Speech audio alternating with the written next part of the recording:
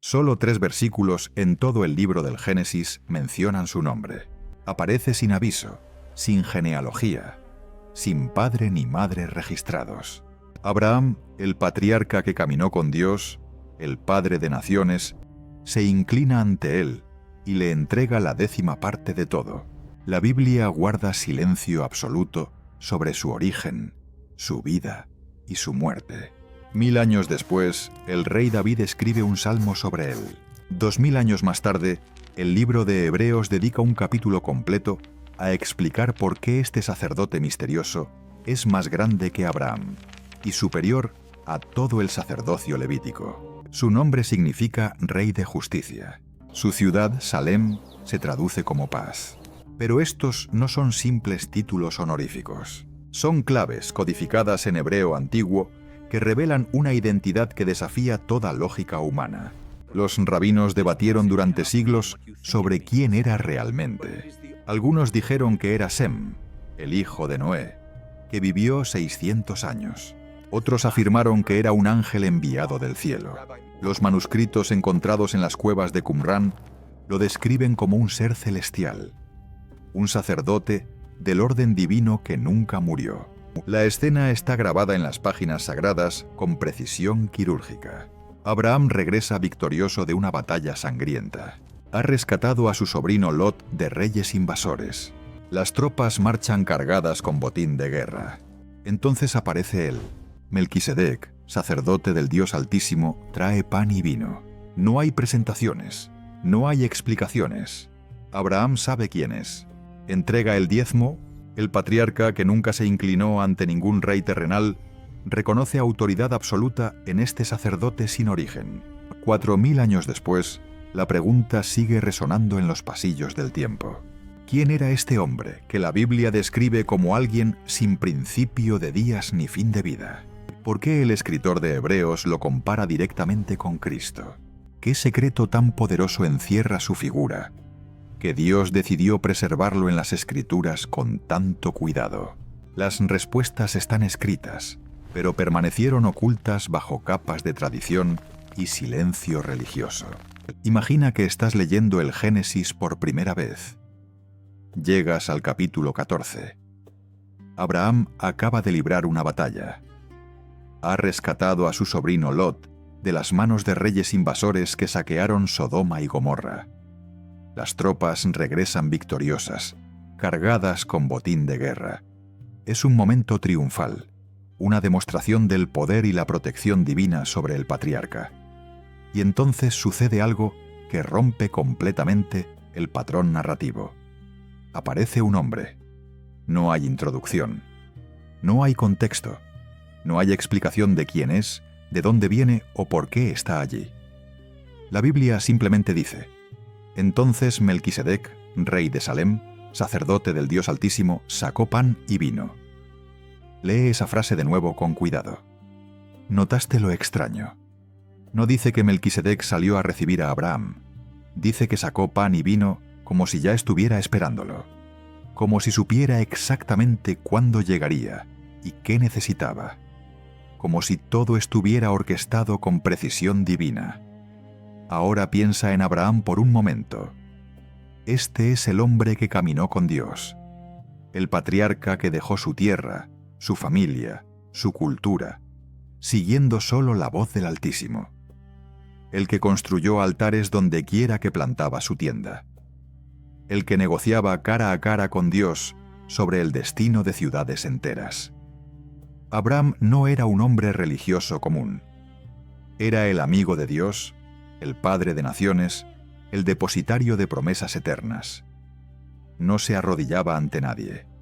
No reconocía autoridad terrenal por encima de la revelación directa que recibía del cielo. Sin embargo, cuando Melquisedec aparece, Abraham hace algo impensable. Le dio el diezmo de todo. Génesis, capítulo 14, versículo 20. Una frase corta que encierra un misterio colosal. Abraham entrega la 10ª parte de todo el botín de guerra a este sacerdote desconocido. No hay negociación, no hay preguntas, no hay dudas. el patriarca reconoce instantáneamente una autoridad superior a la suya. Pero aquí está la pregunta que debes hacerte.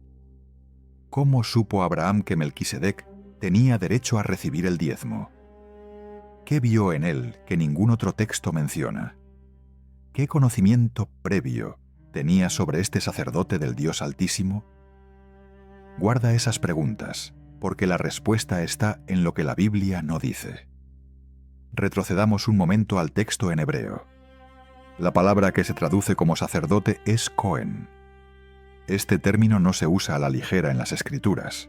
Un Cohen no era simplemente alguien que ofrecía sacrificios. Era un mediador entre Dios y los hombres. Alguien que llevaba la autoridad divina para bendecir, para interceder, para representar al Altísimo en la tierra. Pero aquí está lo perturbador. El sistema sacerdotal de Israel no existía todavía. Aarón y sus hijos no habían sido ordenados. El tabernáculo no se había construido. La ley no había sido dada en el Sinaí. Entonces, ¿cómo podía existir un sacerdote del Dios Altísimo antes de que existiera el sacerdocio? La respuesta te obliga a replantear todo lo que creías saber sobre el orden divino. Melquisedec no pertenecía al sistema levítico porque ese sistema aún no existía. Su sacerdocio era anterior, más antiguo, más puro. No dependía de linaje humano ni de rituales establecidos por Moisés. Era algo completamente diferente. Y aquí es donde el misterio comienza a escalar. Porque si Melquisedec ya era sacerdote del Dios Altísimo en tiempos de Abraham, eso significa que existió un orden sacerdotal operando en la tierra mucho antes de que Israel fuera siquiera una nación. Un sacerdocio que no necesitaba genealogías ni ordenanzas ceremoniales. Un sacerdocio eterno. Pero volvamos a los 3 versículos del Génesis. Versículos 18 al 20 del capítulo 14. 3 simples versículos que la Biblia lanza como una granada en medio de la narrativa y luego abandona. Melquisedec aparece, bendice a Abraham, recibe el diezmo y desaparece. No hay seguimiento, no hay explicación, no se menciona su nacimiento, no se registra su muerte, no se listan sus ancestros ni sus descendientes. Es como si la historia hubiera sido deliberadamente truncada, como si alguien hubiera cortado las páginas anteriores y posteriores, dejando solo este fragmento brillante flotando en el vacío. ¿Por qué? Detente un segundo y piensa en cómo funciona la Biblia. Las Escrituras son obsesivas con las genealogías. Cada personaje importante tiene su linaje registrado meticulosamente. Adán engendró a Set, Set engendró a Enós, Enós engendró a Cainán. Líneas y líneas de generaciones documentadas para establecer legitimidad, continuidad, propósito divino. Incluso los reyes malvados tienen su árbol familiar completo. Incluso los personajes secundarios tienen al menos una mención de su padre o su tribu. Pero Melquisedec no. Nada. Es como si hubiera sido insertado en la historia desde otra dimensión, cumplido su propósito y regresado al misterio del cual vino. Y aquí está lo que muchos pasan por alto. El versículo 19 dice: «Y le bendijo diciendo: Bendito sea Abraham del Dios Altísimo, creador de los cielos y de la tierra». Lee esa bendición con atención.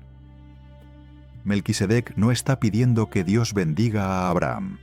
Está declarando la bendición con autoridad propia. No dice ojalá Dios te bendiga, dice bendito seas.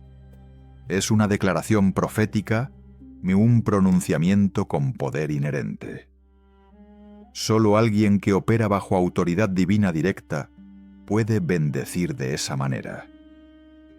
Y Abraham lo acepta sin cuestionar. El hombre que discutía con Dios sobre Sodoma y Gomorra recibe esta bendición en silencio reverente. Ahora todo comienza a encajar, de una manera inquietante. Melquisedec ofrece pan y vino, no un cordero, no un sacrificio de sangre, pan y vino, elementos que no forman parte de ningún ritual levítico posterior, elementos que no serían significativos hasta que otro sacerdote, miles de años después, tomara pan y vino en una cena y dijera: «Esto es mi cuerpo, esto es mi sangre». ¿Coincidencia? ¿O Melquisedec estaba señalando hacia algo mucho más grande? ¿Un sacerdocio que trascendería el tiempo y el espacio? El silencio que sigue a estos 3 versículos es ensordecedor. El Génesis continúa con la historia de Abraham como si nada hubiera pasado. Pero algo monumental acababa de ocurrir. El patriarca de la fe había reconocido una autoridad sacerdotal superior a cualquier cosa que vendría después. Un sacerdocio que no necesitaba templo ni altar de piedra. Un sacerdocio que operaba con pan y vino, con bendición y diezmo, con autoridad celestial manifiesta en la tierra. Y la Biblia lo registra, lo preserva con cuidado quirúrgico, y luego guarda silencio absoluto durante 1000 años. 1000 años. Deja que ese número penetre. Desde Abraham hasta el rey David, ni una sola mención de Melquisedec en toda la Escritura. No aparece en los libros de Moisés, excepto ese encuentro inicial. No se le menciona en Josué, ni en Jueces, ni en Samuel, ni en Reyes. Es como si su nombre hubiera sido borrado deliberadamente de la memoria colectiva de Israel. Como si fuera un secreto demasiado peligroso para ser hablado abiertamente. Como si su existencia desafiara el sistema religioso establecido de tal manera que era más seguro olvidarlo que explicarlo. Pero Dios no olvida. Y cuando llega el momento preciso, cuando el tiempo está maduro para que la verdad sea revelada, el nombre de Melquisedec resurge. No en una lista genealógica, no en una crónica histórica, sino en un salmo profético escrito por el rey David. Un salmo que conectará a este sacerdote misterioso con el Mesías prometido. Un salmo que abrirá las compuertas de un misterio que había estado sellado por milenios. Pero eso viene después. Ahora estamos todavía en el polvo del camino, mirando a Abraham entregar el diezmo a un hombre sin origen ni muerte registrados, preguntándonos qué acabamos de presenciar. ¿Recuerdas la pregunta del inicio? ¿Cómo supo Abraham que Melquisedec tenía autoridad sacerdotal? La respuesta no está en lo que la Biblia dice, sino en lo que Abraham vio. Algo en la presencia de este sacerdote comunicó autoridad divina absoluta. Algo en su rostro, en sus palabras, en su misma existencia, gritaba eternidad. Y Abraham, el amigo de Dios, lo reconoció al instante. No porque alguien se lo explicara, sino porque el Espíritu reconoce al Espíritu. Porque lo eterno identifica lo eterno. Porque cuando lo celestial toca lo terrenal, no hay necesidad de credenciales ni presentaciones formales. Entonces Melquisedec desaparece de las páginas del Génesis. Pero su sombra permanece. Su misterio resuena en el silencio. Y 1000 años después, cuando parecía que había sido olvidado para siempre, su nombre regresará con una fuerza profética que sacudirá los cimientos del entendimiento religioso.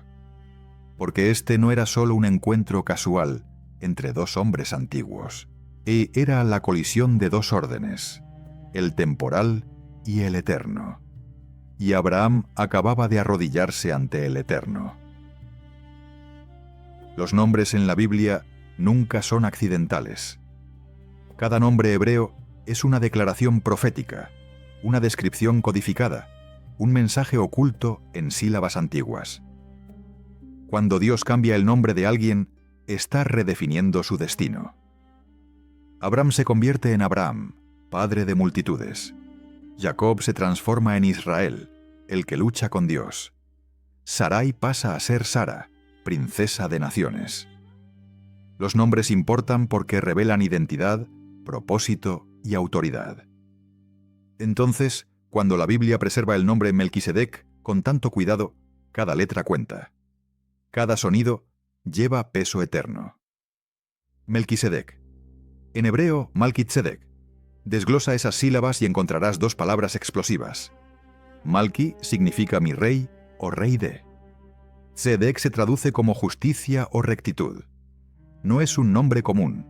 No es algo que un padre le pondría casualmente a su hijo, esperando que fuera un buen líder. Es un título divino. Rey de justicia. Piensa en lo que eso implica. No rey de una tribu, no rey de una ciudad conquistada por la espada. Rey de un concepto absoluto. Rey de un principio eterno que trasciende culturas, épocas y fronteras geográficas. La justicia no es negociable, no cambia con las modas políticas ni se adapta a conveniencias humanas. Es una ley cósmica. Y este sacerdote llevaba ese título como identidad. Pero hay algo aún más perturbador en el texto. La Biblia no dice que Melquisedec era el rey de Salem. Dice rey de Salem, sacerdote del Dios Altísimo. Dos títulos unidos sin separación. Rey y sacerdote en la misma persona. Esto rompe todos los esquemas del sistema israelita posterior. En Israel, los reyes venían de la tribu de Judá. Los sacerdotes venían de la tribu de Leví. Nunca se mezclaban. Cuando el rey Uzías intentó ofrecer incienso en el templo, invadiendo el territorio sacerdotal, Dios lo hirió con lepra instantáneamente. La separación entre rey y sacerdote era absoluta, inquebrantable, establecida por ley divina. Sin embargo, aquí estaba Melquisedec, 1000 años antes de que esa ley existiera, ejerciendo ambas funciones simultáneamente. Como si estuviera operando bajo un sistema diferente, un orden superior que no tenía las limitaciones del diseño mosaico. Ahora enfoquémonos en Salem. La tradición judía identifica Salem con Jerusalén. Los rabinos enseñan que Melquisedec era el rey de la ciudad que más tarde se convertiría en el centro espiritual de Israel. Algunos manuscritos antiguos confirman esta conexión. El Salmo 76, versículo 2, dice: En Salem está su tabernáculo y su habitación en Sión. Salem y Sión, nombres para el mismo lugar santo. Pero aquí está la pregunta que debes hacerte. ¿Por qué Jerusalén se llamaba Salem en tiempos de Abraham? ¿Qué había en ese lugar que merecía el nombre paz? Porque Salem viene del hebreo shalom, que significa paz, plenitud, completitud. No era simplemente un nombre geográfico, era una declaración teológica. Imagina ese lugar por un momento. Siglos antes de que David conquistara la ciudad. Milenios antes de que Salomón construyera el templo. Generaciones antes de que los jebuseos fortificaran sus muros. Allí, en esa colina, había un sacerdote del Dios Altísimo reinando en paz. No con ejércitos, no con alianzas políticas, no con tecnología militar, con autoridad espiritual pura. El lugar donde más tarde se derramaría sangre en batallas innumerables, donde reyes matarían profetas y donde el Mesías sería crucificado, se llamaba en ese entonces Ciudad de Paz. Y su rey era literalmente rey de justicia. ¿Coincidencia? ¿O un diseño divino plantado como semilla profética en el terreno de la historia? Pero hay algo que los traductores modernos suavizan. El título completo en hebreo no es solo sacerdote de Dios. Es Cohen el Elión, sacerdote del Dios Altísimo. El Elión no es uno de los muchos nombres de Dios que aparecen en las Escrituras. Es específico. Significa el Dios que está por encima de todos. El Supremo. El que gobierna sobre todos los poderes celestiales y terrenales. Este título aparece pocas veces en la Biblia, y cuando lo hace, siempre está conectado con autoridad cósmica absoluta. Melquisedec no servía a un dios tribal, no representaba a una deidad local. Era sacerdote del único Dios verdadero, el Altísimo que creó los cielos y la tierra. Y esto estaba sucediendo siglos antes de que Moisés recibiera la revelación del nombre divino en la zarza ardiente. Ahora todo encaja de una manera que desafía las cronologías religiosas tradicionales. Existía un conocimiento del Dios verdadero, operando en la tierra antes de Abraham. Existía un sacerdocio establecido antes de que Israel fuera siquiera una promesa en el vientre de Sara. Existía un orden divino funcionando en Salem, en el lugar que Dios ya había escogido como su morada futura, administrado por un hombre cuyo nombre mismo era una profecía. Rey de justicia reinando en la ciudad de paz, sirviendo como sacerdote del Dios Altísimo. Cada elemento del nombre y el título apunta hacia algo que trasciende lo humano. Y aquí es donde el misterio se intensifica. 1000 años después del encuentro con Abraham, el rey David escribe el Salmo 110. No es un salmo cualquiera, es una profecía mesiánica, una de las más citadas en el Nuevo Testamento. David, el rey pastor, el dulce salmista de Israel, el hombre conforme al corazón de Dios, escribe bajo inspiración divina. Juró Jehová, y no se arrepentirá. Tú eres sacerdote para siempre, según el orden de Melquisedec. Lee esa declaración con cuidado. David está profetizando sobre alguien que será sacerdote eterno. No según el orden de Aarón, no según el sistema levítico que había estado funcionando durante siglos, según el orden de Melquisedec. El mismo Melquisedec que apareció brevemente en el Génesis y luego desapareció sin dejar rastro. ¿Por qué David rescataría ese nombre del olvido? ¿Cómo sabía que existía un orden sacerdotal llamado el orden de Melquisedec? ¿Qué revelación recibió que lo llevó a conectar ese sacerdote antiguo con el Mesías futuro? Las respuestas no están explícitas en el texto, pero las implicaciones son explosivas. David entendió algo que los sacerdotes levíticos de su tiempo no querían admitir. El sistema arónico era temporal. Era una sombra, un tipo, una figura de algo mayor.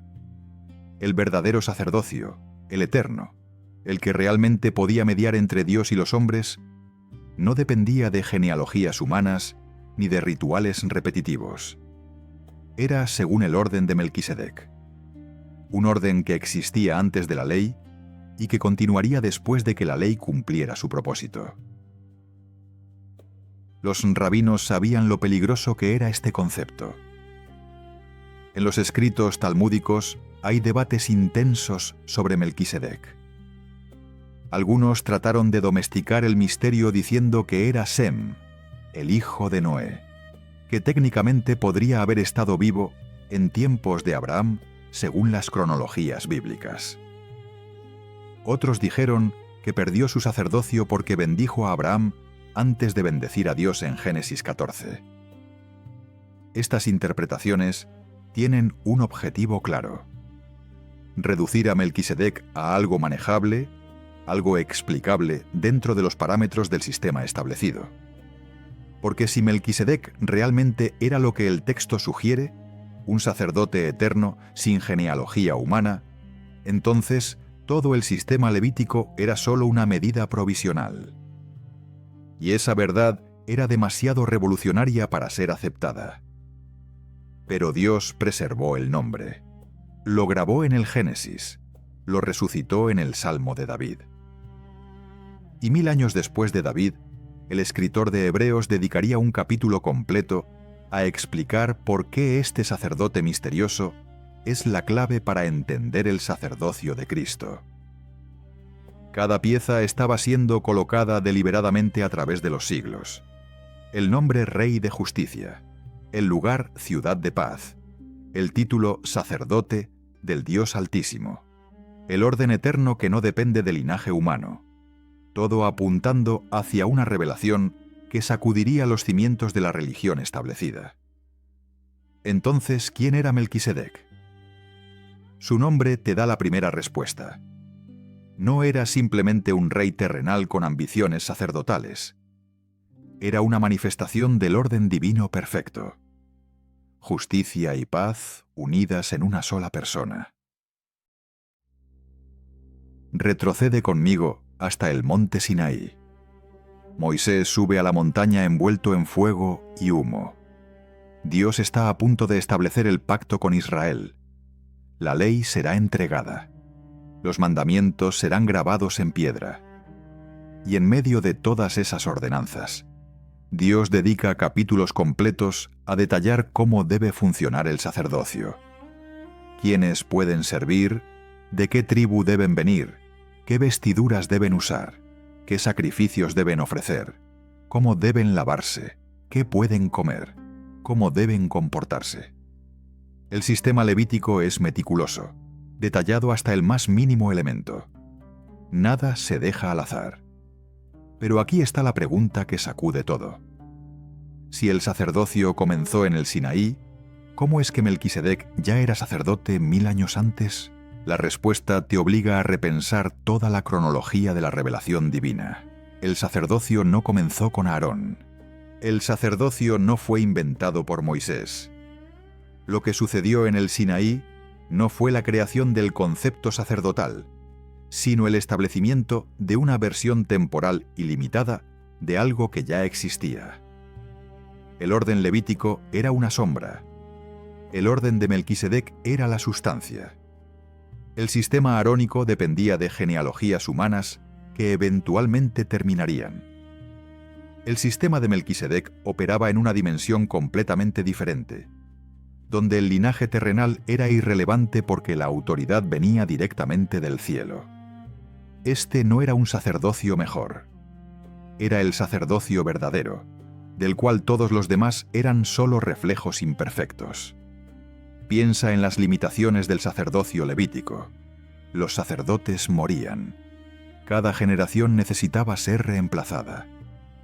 El sumo sacerdote entraba al lugar santísimo solo una vez al año, temblando, y con campanas en sus vestiduras para que supieran si seguía vivo del otro lado del velo.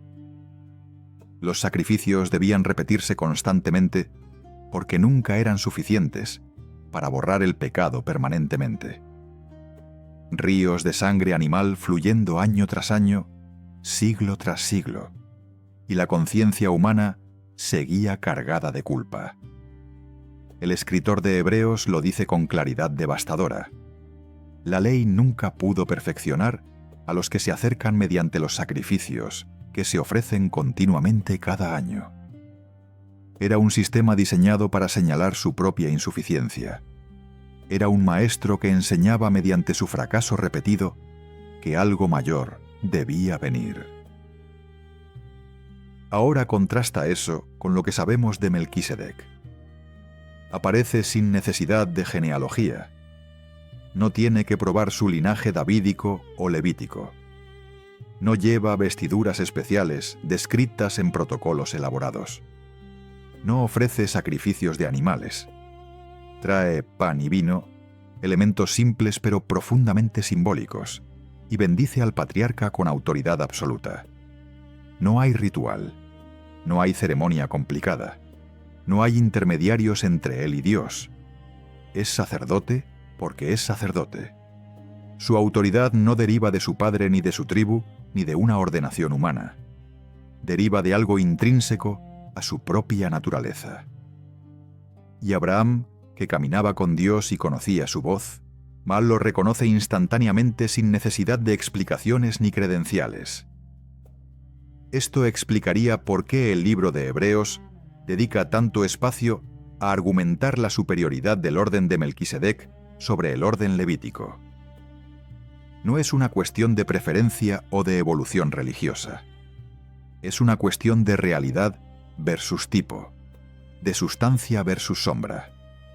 El escritor de Hebreos, probablemente escribiendo a judíos cristianos que seguían aferrados al sistema del templo, necesitaba demostrar que el sacerdocio de Cristo no era una innovación herética. Era un regreso al orden original. Era la manifestación plena de lo que Melquisedec había representado en figura.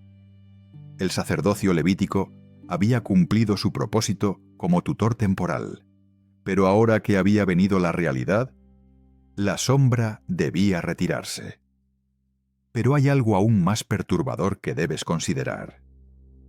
Si Melquisedec era sacerdote del Dios Altísimo antes de la ley, eso significa que existía un sistema de relación entre Dios y los hombres que no dependía de las ordenanzas mosaicas.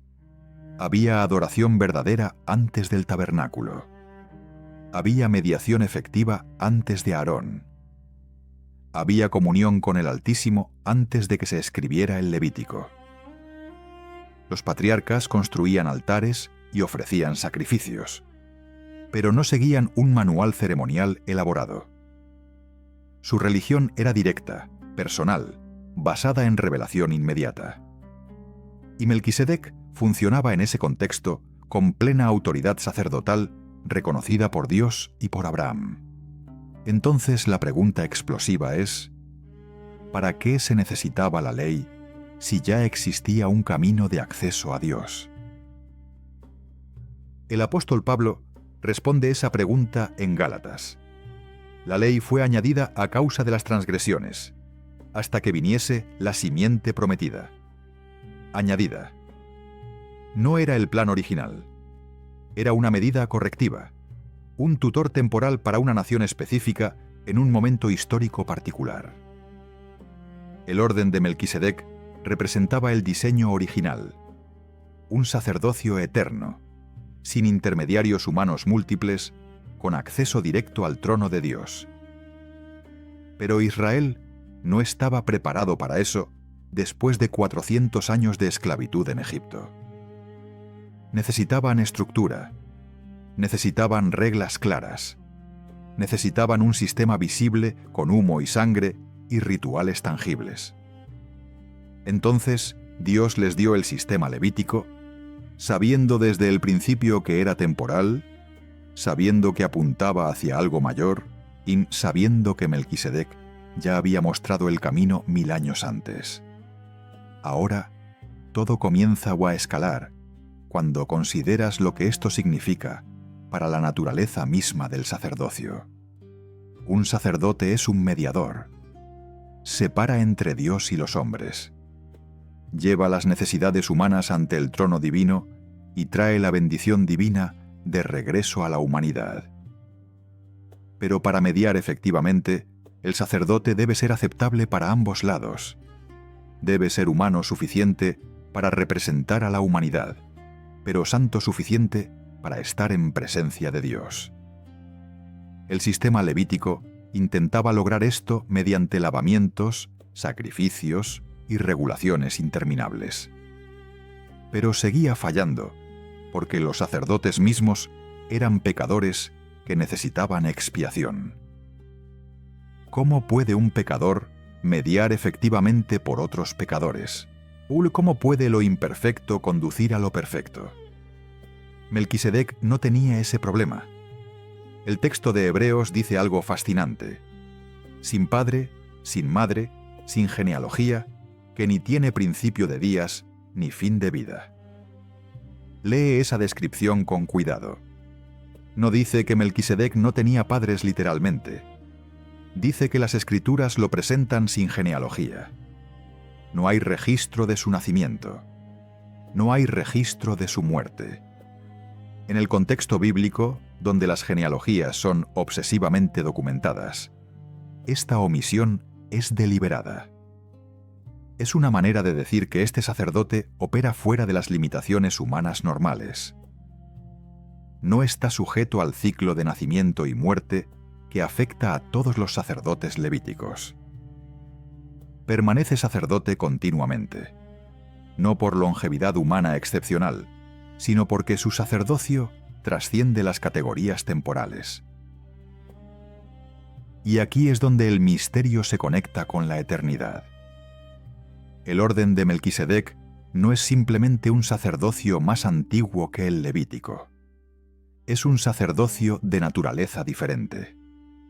Opera en principios diferentes.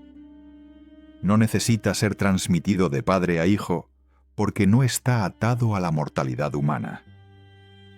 No necesita repetir sacrificios porque su función no es temporal, sino eterna. No necesita probar legitimidad mediante genealogías, porque su autoridad viene de una fuente que está por encima de todos los linajes terrenales. Es el sacerdocio del cielo manifestado en la tierra. Es el orden divino original que existía antes de la caída y que continuará después de que todos los sistemas humanos hayan sido enrollados como un pergamino viejo. Entonces, cuando David profetiza que el Mesías será sacerdote para siempre, según el orden de Melquisedec, no está simplemente cambiando de un sistema sacerdotal a otro. Está declarando que el verdadero sacerdocio, el eterno, el que realmente puede salvar hasta lo sumo, no viene de la línea de Aarón. Viene de un orden anterior, más puro, más poderoso. Un orden que no necesitaba la ley porque operaba bajo gracia. Un orden que no necesitaba genealogías, porque su legitimidad venía del juramento divino directo. Un orden que Abraham reconoció y ante el cual se inclinó, sabiendo que estaba en presencia de algo que trascendía todo lo que vendría después en el Sinaí. Y ese orden nunca murió. Solo esperaba el momento preciso para manifestarse plenamente en aquel que sería llamado sacerdote para siempre, no por ley de mandamiento carnal, sino por el poder de una vida indestructible. Existe un hilo conductor que atraviesa las Escrituras como un cable de alta tensión oculto bajo tierra. No lo ves a simple vista. No aparece en los sermones dominicales. No lo enseñan en las escuelas bíblicas tradicionales. Pero está ahí, pulsando con energía profética, conectando figuras que parecen no tener relación. Enoc, el séptimo desde Adán, que caminó con Dios y no fue visto más porque Dios lo llevó. Melquisedec, el sacerdote rey sin genealogía que bendijo a Abraham. Cristo, el Mesías prometido, declarado sacerdote eterno según un orden que precedía la ley.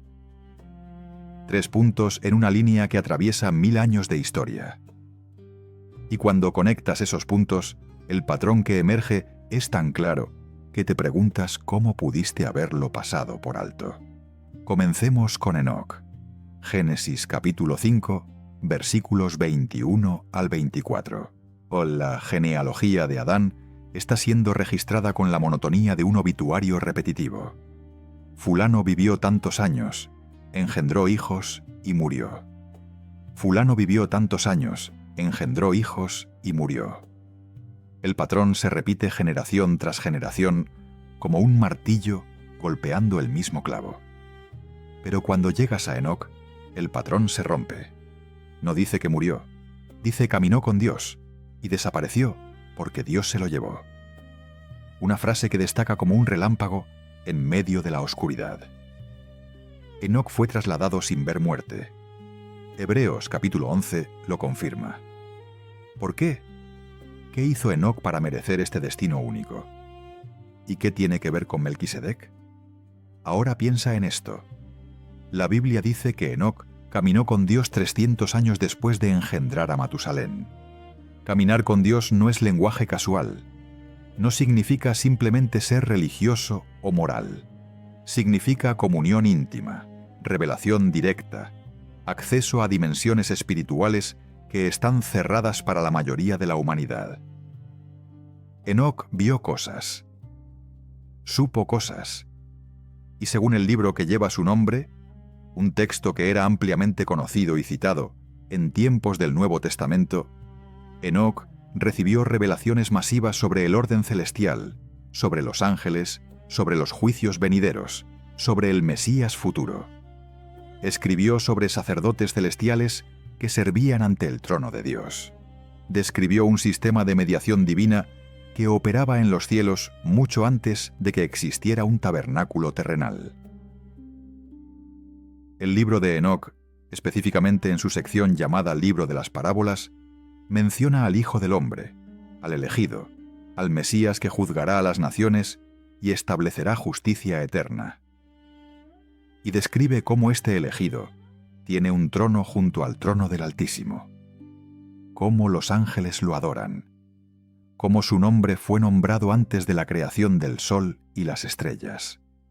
Esta no es teología desarrollada gradualmente a través de los siglos. Esto es revelación completa, detallada, precisa, dada a un hombre que vivió en la 7ª generación desde Adán. Y aquí está lo perturbador. Enoc describe un orden sacerdotal celestial que no depende de linajes terrenales, un sacerdocio eterno que media entre Dios y la creación. ¿Te suena familiar? Debería, porque es exactamente lo que Melquisedec representa en la tierra. Guarda esa conexión, porque hay más. Avancemos ahora a las cuevas de Qumrán. 1947. Un pastor beduino lanza una piedra dentro de una cueva y escucha el sonido de cerámica rompiéndose. Entra y encuentra jarras selladas conteniendo pergaminos de 2000 años de antigüedad. Los rollos del Mar Muerto. Entre esos manuscritos hay uno que hace que los eruditos bíblicos tropiecen con sus propias teorías. Se llama 11 Melquisedec, o 11 Q13 en la nomenclatura académica. Y lo que dice es absolutamente revolucionario. Este texto, escrito probablemente en el primer siglo antes de Cristo, presenta a Melquisedec no como un simple rey humano, sino como un ser celestial con autoridad divina para ejecutar juicio. El manuscrito describe a Melquisedec como líder de los ángeles santos. Lo llama Elohim, o un término hebreo que se usa para Dios mismo y para seres divinos. Dice que en el día del juicio, Melquisedec ejecutará venganza contra los hijos de Belial y sus espíritus. Lo presenta estableciendo justicia, proclamando libertad para los cautivos, exactamente como Isaías profetizó sobre el Mesías en el capítulo 61. Y cita el Salmo 82, donde dice: Dios se levanta en la congregación de los dioses, en medio de los dioses juzga. Pero en este manuscrito, el término Dios es identificado específicamente con Melquisedec. No como un Dios falso, sino como un agente divino, ejecutando autoridad delegada del Altísimo. ¿Cómo puede ser esto?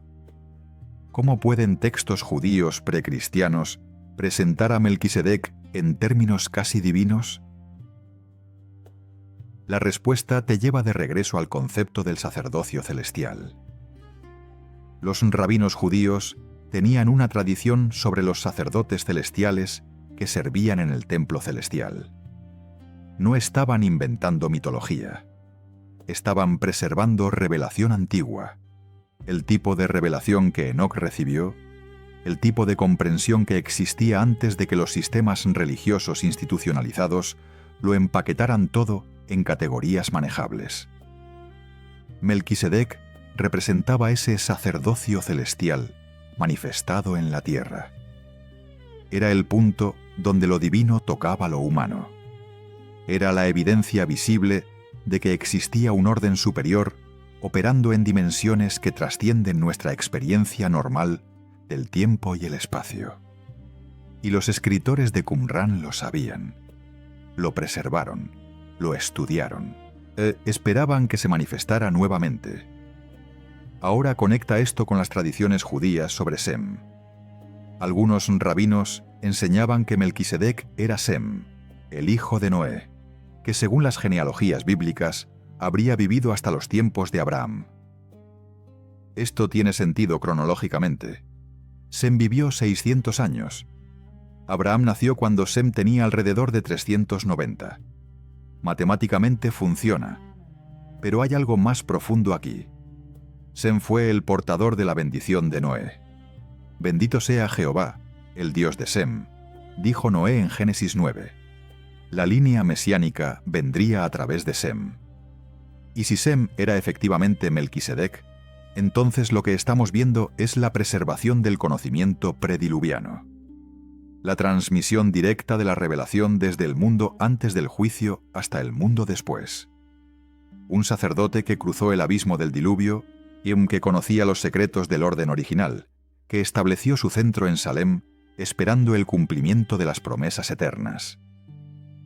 Pero hay algo aún más perturbador.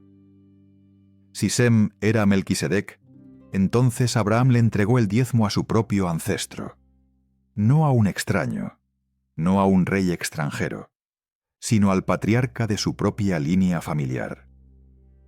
El hombre que había conocido el mundo prediluviano, el que había visto la civilización antediluviana con sus avances tecnológicos y su corrupción espiritual, el que había sido preservado en el arca para reiniciar la raza humana, el que llevaba en su memoria los secretos de Enoc, de Matusalén, de Noé. Si esta conexión es correcta, entonces el encuentro en Génesis 14 no fue casual. Fue el encuentro entre el guardián del conocimiento antiguo y el padre de la nueva nación elegida. Fue la transferencia de autoridad sacerdotal de una era a otra. Fue Dios asegurándose de que Abraham entendiera que su pacto estaba conectado con algo mucho más grande que una simple promesa tribal. Y todo esto explicaría por qué David, 1000 años después, profetizaría sobre el Mesías usando el nombre de Melquisedec. Porque David tenía acceso a tradiciones orales que se habían preservado. Porque el Espíritu de Dios le reveló que el verdadero Mesías no vendría como sacerdote levítico, sino como sacerdote del orden eterno. El orden que existía antes del diluvio. El orden que Enoc conoció. El orden que Melquisedec administró. El orden que ahora se manifestaría plenamente en aquel que sería llamado Emanuel, Dios con nosotros. Y cuando el autor de Hebreos conecta todos estos puntos en el Nuevo Testamento, no está inventando teología nueva. Está revelando el patrón que siempre estuvo ahí, oculto a plena vista, esperando el momento preciso para ser completamente entendido. Entonces las conexiones prohibidas no son prohibidas porque sean heréticas. Son prohibidas porque desafían los sistemas religiosos establecidos, porque obligan a reconocer que la revelación de Dios es más amplia, más antigua, más compleja de lo que las instituciones humanas quieren admitir, porque aceptar que Melquisedec conecta con Enoc, que ambos apuntan hacia Cristo, que existe un hilo sacerdotal eterno que atraviesa toda la historia de la redención, significa que los rituales temporales pierden su poder de control. Significa que el acceso a Dios no está mediado por instituciones humanas, sino por aquel sacerdote eterno, según el orden de Melquisedec. Y esa verdad siempre ha sido demasiado revolucionaria, demasiado liberadora y demasiado peligrosa para ser enseñada abiertamente. 2000 años después del encuentro con Abraham, 1000 años después de la profecía de David, siglos después de que el último profeta guardara silencio, un escritor judío, empapado en las Escrituras, educado en el sistema del templo, toma su pluma y dedica un capítulo completo a explicar algo que sacudiría los cimientos de la religión establecida. Hebreos capítulo 7. 19 versículos que conectan todos los puntos. 19 versículos que demuestran matemáticamente, teológicamente, proféticamente, que el sacerdocio de Melquisedec es superior al sacerdocio levítico. Y si eso es cierto, entonces todo el sistema del templo, con sus sacrificios diarios y sus rituales interminables, es obsoleto. Terminado, cumplido, reemplazado por algo inmensamente superior. Este no es un capítulo más. Es una bomba teológica con el poder de demoler 1500 años de tradición religiosa. El escritor comienza con una recapitulación deliberada. Porque este Melquisedec, rey de Salem, sacerdote del Dios Altísimo, salió a recibir a Abraham que volvía de la derrota de los reyes y le bendijo. Está estableciendo los hechos históricos que nadie puede negar. Luego lanza la primera granada, a quien asimismo dio Abraham los diezmos de todo. Detente aquí. ¿Entiendes lo que eso significa en la mentalidad judía? El diezmo no es simplemente un impuesto religioso. Es un reconocimiento de autoridad superior. Es admitir que quien recibe el diezmo está en una posición espiritual más elevada que quien lo da. Abraham, el padre de la nación, el portador de las promesas, el amigo de Dios, reconoció autoridad superior en Melquisedec.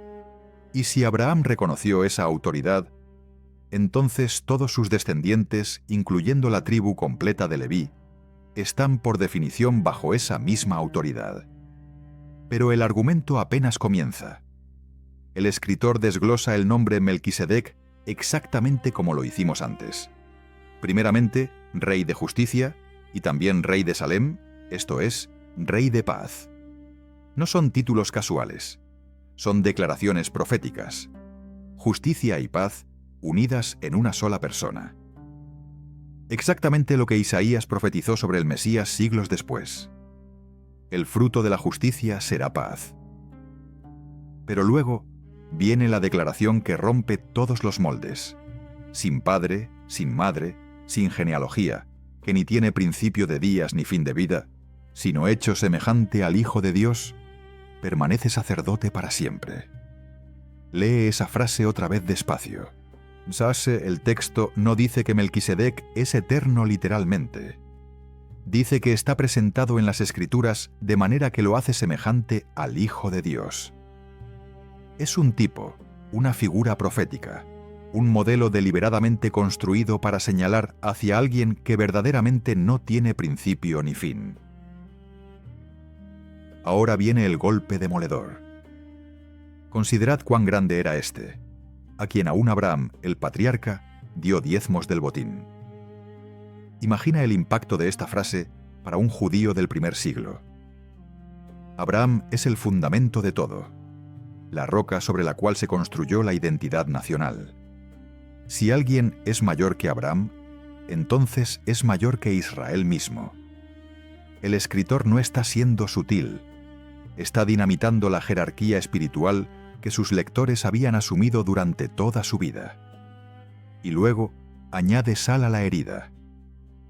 Ciertamente los que de entre los hijos de Leví reciben el sacerdocio tienen mandamiento de tomar del pueblo los diezmos según la ley.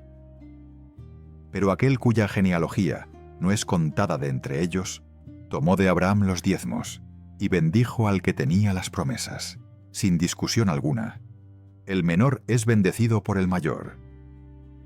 Esta es lógica rabínica pura, razonamiento que cualquier estudiante de la Torá tendría que aceptar. Si Melquisedec bendijo a Abraham, entonces Melquisedec es mayor que Abraham. Si Abraham dio diezmos a Melquisedec, entonces Abraham reconoció autoridad superior. Y si Abraham es menor, entonces todos sus descendientes también lo son. La conclusión es inevitable, pero el escritor no se detiene ahí. Lanza otro argumento que es casi brutal en su simplicidad. Y por decirlo así, en Abraham pagó el diezmo también Leví, que recibe los diezmos, porque aún estaba en los lomos de su padre cuando Melquisedec le salió al encuentro. Esta es una verdad biológica y espiritual. Leví no había nacido todavía, pero estaba en la simiente de Abraham. Entonces, cuando Abraham pagó diezmos, toda su descendencia futura, incluyendo la tribu sacerdotal completa, estaba simbólicamente reconociendo la superioridad de Melquisedec. ¿Recuerdas cuando dijimos que el sistema levítico era temporal? Ahora la evidencia se acumula como una avalancha. Si por medio del sacerdocio levítico hubiera perfección, pregunta el escritor, ¿qué necesidad habría aún de que se levantase otro sacerdote según el orden de Melquisedec, y que no fuese llamado según el orden de Aarón? La pregunta es retórica, pero devastadora. Si el sistema arónico funcionaba, si realmente podía perfeccionar a los adoradores, si verdaderamente podía quitar el pecado de manera permanente, entonces no habría necesidad de otro sacerdocio. Pero David profetizó sobre otro sacerdote. Y si otro sacerdote era necesario, entonces el primero era deficiente. Punto. No hay forma de escapar de esa lógica. El sistema levítico, por diseño divino, estaba destinado a ser reemplazado por algo superior. Por el orden de Melquisedec, que siempre había sido el verdadero, del cual el levítico era solo sombra. Y aquí es donde todo explota. Porque cambiado el sacerdocio, necesario es que haya también cambio de ley. Detente. Respira. ¿Entiendes la magnitud de lo que acaba de decir? El sacerdocio y la ley están inseparablemente unidos. Si cambias uno, debes cambiar el otro. Y el escritor está declarando que el sacerdocio ya cambió. Ya no es según Aarón, es según Melquisedec. Lo cual significa que la ley mosaica, con todos sus rituales y regulaciones sacerdotales, ya no es el sistema operativo. Ha sido reemplazada. No porque fuera mala, sino porque cumplió su propósito temporal. Era el tutor que llevaba a Cristo. Pero cuando Cristo llegó, el tutor se retiró. El orden eterno de Melquisedec tomó su lugar legítimo.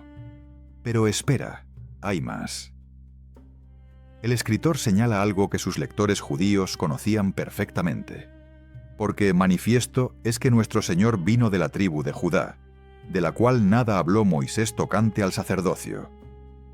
Esto era un problema enorme para los judíos que intentaban aceptar a Jesús como Mesías sin abandonar el sistema del templo. ¿Cómo podía Jesús ser sacerdote si no era levita? ¿Cómo podía mediar entre Dios y los hombres si su genealogía lo descalificaba según la ley mosaica? La respuesta, porque no era sacerdote según el orden de Aarón. Era sacerdote según el orden de Melquisedec, un orden que no depende de genealogía tribal, sino de algo infinitamente más poderoso.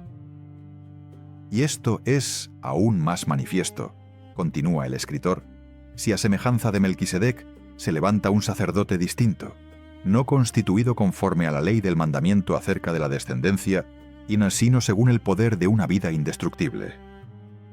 Lee esa frase una vez más. No según mandamiento carnal, según el poder de una vida indestructible. El sacerdocio levítico dependía de reglas externas, de linaje biológico, de rituales repetitivos. El sacerdocio de Melquisedec depende de algo interno, eterno, indestructible. Los sacerdotes levíticos morían y necesitaban ser reemplazados. El sacerdote según Melquisedec vive para siempre. Los sacrificios aarónicos debían repetirse porque nunca terminaban el trabajo. El sacrificio del orden de Melquisedec fue ofrecido una sola vez porque fue suficiente para toda la eternidad. No hay comparación. No hay competencia. Es como comparar una vela con el sol. Ambos dan luz, pero uno es infinitamente superior al otro. Y entonces llega la confirmación profética. Pues se da testimonio de él. Tú eres sacerdote para siempre, según el orden de Melquisedec. El Salmo 110. La profecía de David. El juramento de Dios que no puede ser revocado. El escritor de Hebreos lo cita como evidencia irrefutable. Esto no es invención humana. Esto es decreto divino. Dios mismo declaró que vendría un sacerdote eterno, según el orden de Melquisedec. Y cuando Dios jura algo, cuando empeña su palabra de manera tan absoluta, no hay poder en el cielo ni en la tierra que pueda anularlo.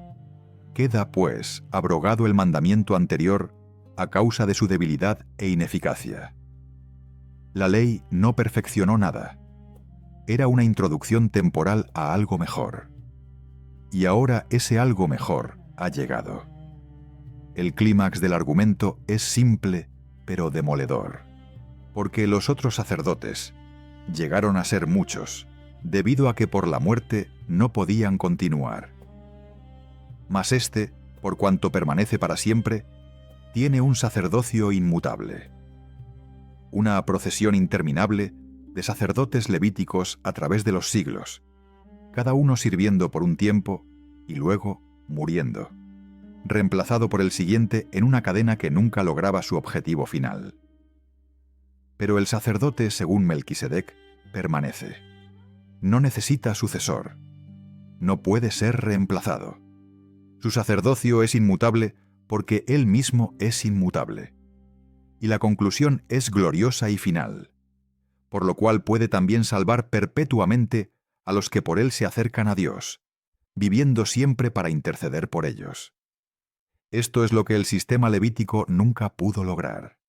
Salvación perpetua, completa, final. O no repetir sacrificios año tras año con la esperanza de que funcione, sino acceso permanente al trono de Dios mediante un sacerdote que vive para siempre intercediendo por los suyos. Hebreos capítulo 7. No es teología abstracta. Es la explicación definitiva de por qué Melquisedec fue preservado en las Escrituras. Es la revelación de que todo, desde Génesis hasta Apocalipsis, estaba señalando hacia este sacerdote eterno que finalmente se manifestó en carne. Es la demolición sistemática de cualquier argumento que intente mantener el sistema levítico como válido después de que la realidad ha llegado. Y es la invitación más radical jamás extendida.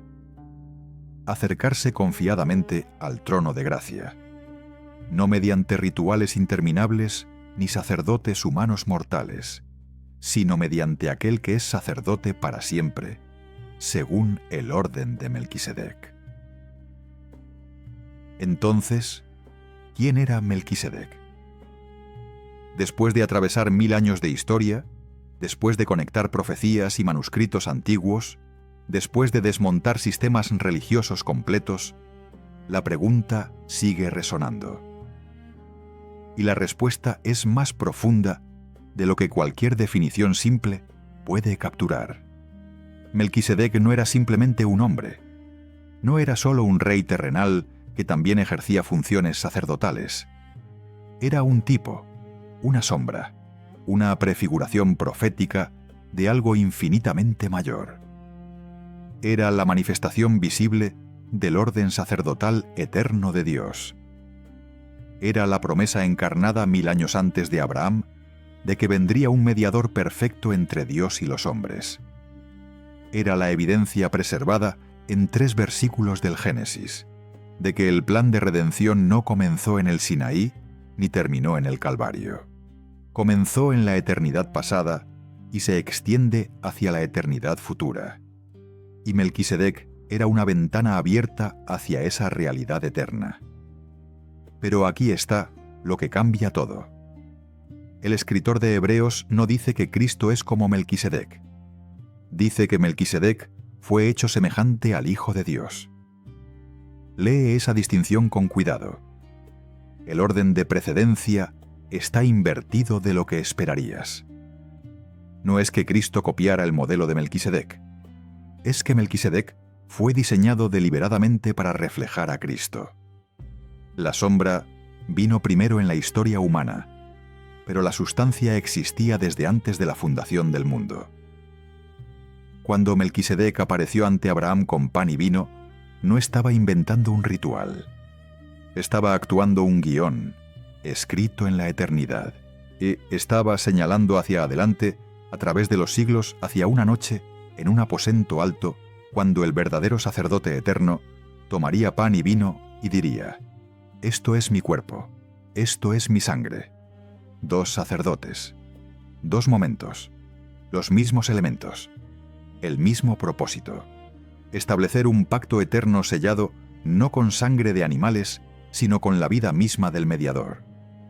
Y esto explicaría por qué Melquisedec ofreció pan y vino en lugar de un sacrificio de sangre. No era una limitación, era una profecía. El sistema levítico que vendría después usaría sangre de toros y machos cabríos, sacrificios repetitivos que nunca podían quitar el pecado permanentemente. Pero el orden de Melquisedec señalaba hacia un sacrificio diferente, un sacrificio de vida, no solo de muerte, un sacrificio que alimentaría espiritualmente a los que participaran de él, a pan que representa cuerpo entregado, vino que representa sangre derramada, no como símbolo vacío, sino como realidad espiritual. Cuando Jesús instituyó la cena en esa última noche antes de la cruz, no estaba creando algo nuevo. Estaba revelando lo que Melquisedec había anticipado 2000 años antes. Estaba declarando que el orden antiguo, el verdadero, el eterno, finalmente se manifestaba en su plenitud. Ahora piensa en la ubicación. Salem, la ciudad donde Melquisedec reinaba como rey de paz. La misma colina donde Abraham más tarde subiría para ofrecer a Isaac. El mismo monte donde David establecería su capital. El mismo lugar donde Salomón construiría el templo. La misma ciudad donde los profetas serían asesinados y donde el Mesías sería crucificado. Jerusalén. Todo converge en ese lugar. No es coincidencia. Es diseño divino. Dios estaba marcando territorio desde el principio. Estaba diciendo: aquí se encontrarán el cielo y la tierra. Aquí se derramará sangre. Aquí se establecerá el trono eterno. Aquí reinará justicia y paz, unidos en la misma persona. Melquisedec fue el primer marcador de ese plan. Cristo fue su cumplimiento. Y un día futuro será su consumación cuando el Rey de Reyes establezca su trono en esa misma ciudad para siempre. Pero el misterio de Melquisedec no es solo historia antigua. Es urgentemente relevante para este momento preciso en el que vives. Porque el orden sacerdotal que él representaba, el que Cristo manifestó, sigue activo. La intercesión no cesó cuando Cristo ascendió al cielo. Se intensificó. El libro de Hebreos dice que Jesús vive siempre para interceder por los que se acercan a Dios mediante él. Presente, activo, continuo. Ahora mismo, en este instante mientras procesas estas palabras, hay un sacerdote según el orden de Melquisedec sirviendo en el verdadero tabernáculo celestial, presentando tu caso ante el trono del Altísimo. No necesitas intermediarios humanos. No necesitas rituales repetitivos. No necesitas ganar acceso mediante esfuerzo religioso. El camino está abierto porque el sacerdote eterno ya pagó el precio y ahora ministra permanentemente a tu favor. Y aquí está la parte que los sistemas religiosos siempre han temido. Si el acceso a Dios es directo mediante este sacerdote eterno, entonces las estructuras de control humano pierden su poder. Si la intercesión es permanente y completa, entonces no puedes comprar tu camino mediante indulgencias ni obras. Si el sacrificio fue ofrecido una sola vez y es suficiente para siempre, entonces no hay nada más que añadir. La religión organizada siempre intenta insertar mediadores adicionales. Siempre intenta crear sistemas donde alguien controle el acceso. Pero el orden de Melquisedec destruye esos sistemas. Declara que hay un solo mediador entre Dios y los hombres, Jesucristo hombre, quien se dio a sí mismo en rescate por todos. No sacerdotes humanos actuando como porteros, no rituales mágicos que manipulen la gracia, solo un sacerdote eterno que sirve según un orden que precede todas las instituciones humanas y que continuará mucho después de que todas ellas se hayan convertido en polvo. ¿Recuerdas la pregunta del inicio? ¿Por qué Dios preservó el misterio de Melquisedec con tanto cuidado? Ahora la respuesta debería ser clara. Porque sin Melquisedec no habría marco teológico para entender cómo Cristo podía ser sacerdote sin ser levita. Sin Melquisedec, el sistema levítico parecería ser el final de la historia en lugar de un capítulo intermedio. Sin Melquisedec, no habría evidencia bíblica de que existió un orden sacerdotal superior desde antes de la ley. Sin Melquisedec, la transición del antiguo pacto al nuevo parecería una ruptura en lugar de un cumplimiento. Pero Dios plantó esta figura misteriosa en Génesis como una semilla profética. La regó con el Salmo de David y la cosechó en plenitud cuando Cristo apareció, declarado por Dios sumo sacerdote según el orden de Melquisedec. Pero hay algo más que debes entender. El nombre Melquisedec no desaparecerá. Su orden no terminará. Cuando Cristo regrese, no vendrá solo como cordero sacrificado. Vendrá como Rey de justicia, reinando desde la ciudad de paz. Exactamente lo que el nombre Melquisedec significa. La profecía se cerrará en círculo completo. Lo que comenzó con un sacerdote rey, bendiciendo a Abraham, terminará con el Rey de Reyes estableciendo justicia eterna sobre toda la tierra. Y aquellos que hayan confiado en el sacerdote eterno durante esta era serán reyes y sacerdotes con él. No según el orden levítico que ya cumplió su propósito, sino según el orden de Melquisedec que nunca termina. El orden que trasciende tiempo y espacio. El orden que conecta el cielo con la tierra. El orden en el cual tú has sido invitado a participar mediante la fe en aquel que es sacerdote para siempre. Entonces, el legado de Melquisedec es este. Existe un camino de acceso a Dios que no depende de tu linaje, tu esfuerzo, tu perfección o tu afiliación religiosa. Existe un sacerdote que no necesita ser reemplazado porque nunca muere. Existe un sacrificio que no necesita repetirse porque fue completo desde la primera vez. Existe un orden sacerdotal que operaba antes de que la ley fuera dada y que continúa después de que la ley cumplió su propósito. Y ese orden tiene un nombre, el orden de Melquisedec, un nombre preservado a través de milenios. Un nombre que apareció brevemente en el Génesis y luego esperó en silencio hasta que el tiempo estuviera maduro. Un nombre que David rescató del olvido mediante profecía inspirada. Un nombre que el autor de Hebreos usó para demoler sistemas religiosos obsoletos. Un nombre que apunta hacia aquel que es Rey de justicia y Rey de paz, sacerdote eterno, mediador perfecto, el único que puede salvar hasta lo sumo a los que por él se acercan a Dios. La historia no se preservó por casualidad. Los 3 versículos en Génesis no sobrevivieron miles de años de transmisión textual por accidente. El silencio de 1000 años entre Abraham y David no fue olvido, sino diseño estratégico. La profecía del Salmo 110 no fue poesía aleatoria, sino revelación precisa. El capítulo 7 de Hebreos no fue especulación teológica, sino explicación divinamente inspirada. Todo fue orquestado con precisión quirúrgica para que en el momento exacto de la historia, cuando el Mesías apareciera, hubiera un marco bíblico completo para entender quién era y qué venía a hacer. Y Melquisedec es la clave de ese marco. El eslabón que conecta el Génesis con el Apocalipsis. El tipo que apunta hacia el antitipo. La sombra que revela la sustancia. Y ahora que conoces el misterio, ahora que has seguido el hilo conductor a través de las Escrituras, ahora que has visto cómo todo encaja con precisión divina, tienes una decisión que tomar.